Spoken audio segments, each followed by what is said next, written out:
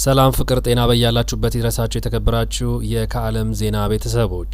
አሜሪካ በኤርትራ ላይ ጣለቻቸውን ማዕቀቦች ልታነሳ መሆኑ ተዘግቧል። በአሜሪካ በቀይ ባህር ዳርቻ ቁልፍ ቦታ ላይ በምትገኘው በኤርትራ ላይ የጣለችውን ማዕቀቦች ልታነሳ መሆኑን የሚያመለክት የአሜሪካ መንግስት ውስጣዊ ሰነድን መመልከቱን ሮይተርስ የዜና ወኪል ዘግቧል። ይህ የአሜሪካ ውሳኔ ከአስመራ ጋር ያላትን ግንኙነት ለማሻሻልና ጎረቤት ሀገር ኢትዮጵያን ከኤርትራ ጋር ወደ ጦርነት እንዳትገባ መልእክት ለማስተላለፍ ያለመ ነው ሲሉ ተንታኞች መናገራቸው የዜና ወኪሉ ዘግቧል። አሜሪካ ከኢራን ጋር በገባችው ጦርነት ምክንያት የሆርሙዝ ወሽመጥ መዘጋቱን ከእስያ ወደ ሜዲትራኒያ ባህር ለሚደረገው የባህር ላይ ንግድ በቀይ ባህር ላይ የሚኖረውን ቁጥጥር አስፈላጊነትን አጉልቷል። ከሁለት አስርት ዓመታት በላይ በጠላትነት የቆዩት ኢትዮጵያና ኤርትራ ጠቅላይ ሚኒስትር አብይ ወደ ስልጣን ከመጡ በኋላ ግንኙነታቸው ተሻሽሎ ነበር። የሁለቱ ሀገራት ወታደሮች ትግራይ ውስጥ በተካሄደው ደም አፋሳሽ ጦርነት በአንድ ጎራ ተሰልፈው ተዋግተዋል። ጦርነቱ አሜሪካ ዋነኛ ተሳታፊ በነበረችበት የፕሪቶሪያ ዘላቂ የሰላም ስምምነት ከተቋጨ በኋላ በኢትዮጵያና በኤርትራ መካከል የነበረውን ወዳጅነት ተቀዛቅዞ ጠቅላይ ሚኒስትር አብይ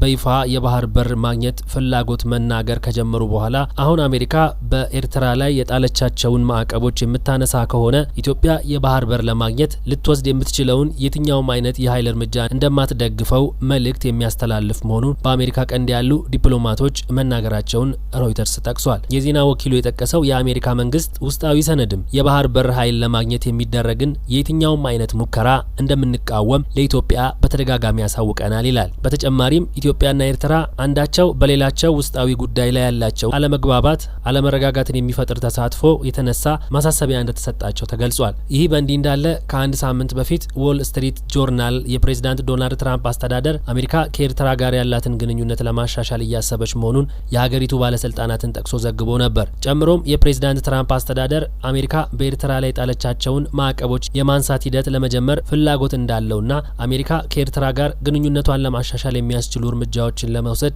ግምገማ እያደረገች መሆኑ ጋዜጣው አመላክቶ ነበር። የቀድሞው የአሜሪካ ፕሬዝዳንት ጆ ባይደን ኤርትራ በሰሜን ኢትዮጵያ ውስጥ በተካሄደው ጦርነት ውስጥ ከነበራቸው ተሳትፎ ጋር በተያያዘ ከ5 ዓመት በፊት በኤርትራ ገዢ ፓርቲ ወታደራዊና ፖለቲካዊ ባለስልጣናት ላይ እቀባ መጣላቸውም ይታወሳል። ሮይተርስ ተመለከትኩት ያለው የአሜሪካ መንግስት ውስጣዊ ሰነድ በርካታ ሀገራት የሚመለከቱት ፕሬዝዳንታዊ ትዕዛዞችና ማዕቀቦችን በቀናት ውስጥ እንደሚነሱ አመልክተዋል። ነገር ግን ኤርትራን ጨምሮ በሌሎች ሀገራት ላይ የተጣሉ እቀባዎች መነሳታቸው መቼ እንደሚገለጽ ሮይተርስ ከአሜሪካ የውጭ ጉዳይና የገንዘብ ሚኒስተሮች በጉዳዩ ላይ አስተያየት ለማግኘት ያቀረበውን ጥያቄ ወዲያውኑ ምላሽ አላገኘም። በተጨማሪም ሮይተርስ ከኤርትራ ማስታወቂያ ሚኒስተር የማነ ገብረ መስቀልና ከኢትዮጵያ ጠቅላይ ሚኒስቴር የፕሬስ ሴክሬታሪ ቢለኔ ስዩም አስተያየታቸውን ጠይቆ ምላሽ አለማግኘቱን ገልጿል። የአሜሪካ ታዋቂ ጋዜጣ ዎል ስትሪት ጆርናል ዘገባውን ተከትሎ በኤርትራ ያለውን የሰብአዊ መብት አያያዝና በቀጠና የሚካሄዱ ግጭቶች ውስጥ ባላት ሚና የተነሳ የተለያዩ ወገኖች አሜሪካ ማዕቀቦችን ለማንሳት ማሰቧን የሚቃወም ትችቶችን ሰንዝረዋል። ይህንን ተከትሎ